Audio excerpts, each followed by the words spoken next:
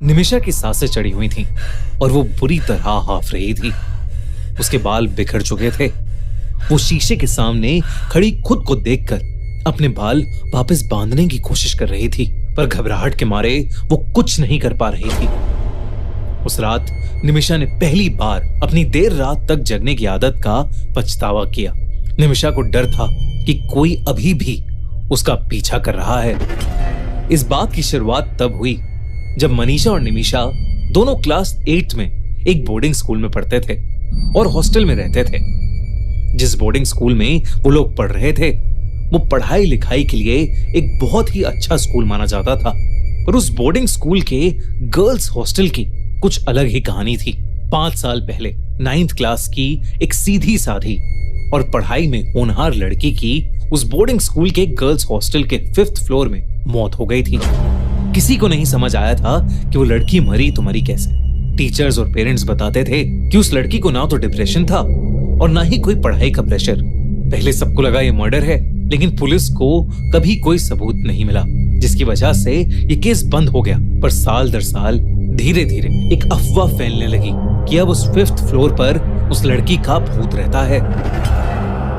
इसलिए 5th floor को school authorities ने बंद कर दिया, जिसे हफ्ते में सिर्फ एक बार खोला जाता था ताकि उसकी सफाई हो सके। उस इंसिडेंट के करीब 5 साल बाद निमिषा और मनीषा उस हॉस्टल के एक रूम में शेयरिंग में रहने लगे। दोनों का रूटीन एकदम फिक्स्ड था। निमिषा पूरी रात जग कर पढ़ाई करती थी और सुबह 7 बजे मनीषा को उठाकर सो जाती थी। फिर मनीषा ब्रेकफास्ट के टाइम तक पढ़ती रहती थी। मनीषा चश्मा लगाती थी और उसके हाथ में उसकी माँ का दिया हुआ एक काला धागा हमेशा बंधा रहता था। 5th फ्लोर की कहानियों को बाकी स्टूडेंट्स की तरह वो लोग भी ज्यादा नहीं मानते थे, पर फिर भी वहां कोई नहीं जाता था। पर 10 दिसंबर को कुछ ऐसा हुआ जिसकी मनीषा को कोई खबर भी नहीं थी। निमिषा रोज की तरह रात के 12:30 बजे रूम में बैठकर पढ़ाई कर रही थी और मनीषा दूसरी तरफ करवट लिए सो रही थी। निमिषा का गला अचानक से सूखने लगा। वो उठकर हॉल में कॉफी बनाने चली गई। पूरे हॉल में एकदम शांति थी। सब लोग या तो अपने कमरे में थे या सो चुके थे। उस हॉल में कोई नहीं था, बस कॉफी मशीन के गड़गड़ाने की आवाज आ रही थी। पर मशीन को स्विच ऑफ करने के बाद फिर से सन्नाटा छा गया। निमिषा कॉफी का मग लेकर पीछे मुड़ी और उसको अचानक झटका लगा, जिससे उसकी कॉफी छलक गई। उसने देखा कि मनीषा उसके पीछे ही खड़ी है। अंधेरा ज्यादा होने की वजह से उसकी आधी ही शक्ल निमिषा को दिख पा रही थी। उस रात मनीषा कुछ अलग सी दिख रही थी। उसने ना तो अपना चश्मा पहना था और ना ही उसके हाथ में वो काला धागा था। निमिषा ने मनीषा से पूछा कि वो इतनी जल्दी क्यों जाग गई, जिसके जवाब में मनीषा ने बोला, क्यों ना हम दोनों 5th फ्लोर की बालकनी पर चलें। ये सुनकर निमिषा की आंखें चौड़ी हो गई और मुंह पर हल्की सी शरारत भरी मुस्कुराहट आ गई। इससे पहले कि वो कुछ बोलती, मनीषा उसका हाथ पकड़कर उसे अपने साथ ऊपर सीढ़ियों पर ले जाने लगी। जब दोनों सीढ़ियां चढ़ रही थीं, तो बस निमिषा की ही चप्पल की आवाज आ रही थी। उसने नोटिस किया कि मनीषा ने चप्पल भी नहीं पहनी थी। कुछ तो बहुत अजीब था। उस रात उस हॉस्टल के 5th फ्लोर का दरवाजा खुला हुआ था और वो दोनों 5th फ्लोर पर चले गए। वो पहले इधर उधर देखने लगे। फिर कुछ मिनट बाद दोनों ने खुद को एक रूम में पाया।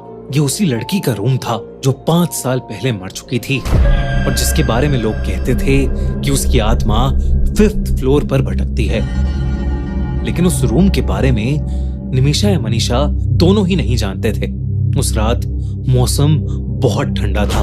5th फ्लोर के हॉलवे पर बनी खिड़कियों से ठंडी हवाएं आ रही थीं और रात के अंधेरे में कोहरा जम रहा था। उसी बीच निमिषा की नजरें दीवार पर पड़ी, जिस पर किसी ने अपने नाखून से बड़ा बड़ा 10th दिसंबर लिखा हुआ था। दोनों बालकनी पर खड़े होकर नीचे देखने लगे। मनीषा बहुत देर से चुपचाप घूम रही थी। निमिषा को अब बहुत जोरों से ठंड लग रही थी, तो उसने मनीषा को नीचे चलने को कहा, लेकिन मनीषा ने निमिषा की बात पर कोई ध्यान ही नहीं दिया। उसने फिर से मनीषा को पुकारने की कोशिश की और तब पहली बार मनीषा ने उसकी आंखों में आंखें डालकर देखा। निमिषा के तो जैसे होश ही उड़ गए थे। मनीषा की आंखें पूरी सफेद हो चुकी थीं।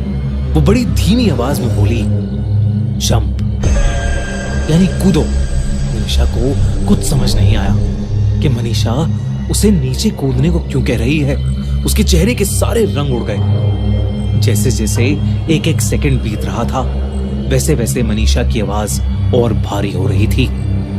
वो निमिषा की आंखों में देखकर बार बार बोलने लगी, जंप, जंप। निमिषा का चेहरा पीला पड़ गया और उसके हाथ पैर एक ही पोजीशन में अटक चुके थे, मानो जैसे वो हिप्नोटाइज हो रही थी। और ऐसा लग रहा था कि जैसे अगर वो जंप नहीं करती तो मनीषा उसे धक्का देकर नीचे गिरा देगी। निमिषा की आंखें बंद होने लगी थीं और वो खुद अपने बाल खोलने लगी। उसके बिखरे बाल हवा में पानी की तरह बहने लगे। निमिषा धीरे धीरे मनीषा के वश में आने लगी थी, लेकिन तभी अचानक नीचे वाले फ्लोर पर कुछ धम से आवाज हुई और निमिषा होश में आई। उसने किसी तरह हिम्मत जुटाई और मनीषा को पीछे धक्का देकर नीचे भागी। भागते भागते उसको अपने पीछे बहुत भयानक दहाड़ सुनाई दी, पर उसने पीछे भूल कर भी मुड़कर नहीं देखा। वो जल्दी से अपने रूम के अंदर घुसी और दरवाजा कसके से बंद कर लिया। उसने तब जो देखा वो देखकर वो और चौंक उठी। उसने देखा कि मनीषा उसी करवट में बिस्तर पर आराम से सो रही थी जिसमें वो उसे छोड़कर गई थी। निमिषा का रंग और पीला पड़ गया। उसने मनीषा को घबराते हुए उठाया। मनीषा ने उसका पीला मुंह और लाल आंख देखकर डरी हुई निमिषा को गले लगा लिया, पर उसके पूछने पर निमिषा ने उसे कुछ भी नहीं बताया। वो कुछ बताने की हालत में थी ही नहीं।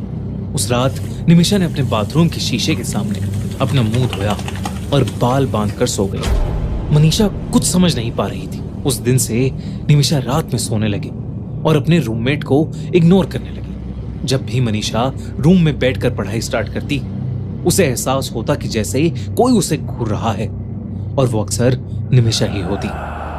परेशान होकर मनीषा ने उससे दोबारा पूछ लिया कि उस रात क्या हुआ था।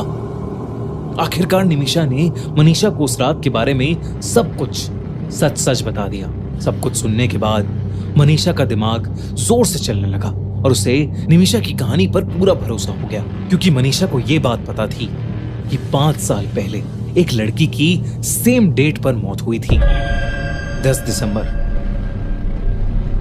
मतलब जो भी किस्से, कहानी और अफवाह मनीषा और निमिषा सुनते आ रहे थे वो सब सच थी। वाकई में 5th फ्लोर पर उस लड़की का भूत था। उन दोनों ने उस दिन के बाद से 5th फ्लोर के बारे में बात करना ही छोड़ दिया, लेकिन वो आज तक उस दिल दहला देने वाले किस्से को नहीं भूल पाए हैं।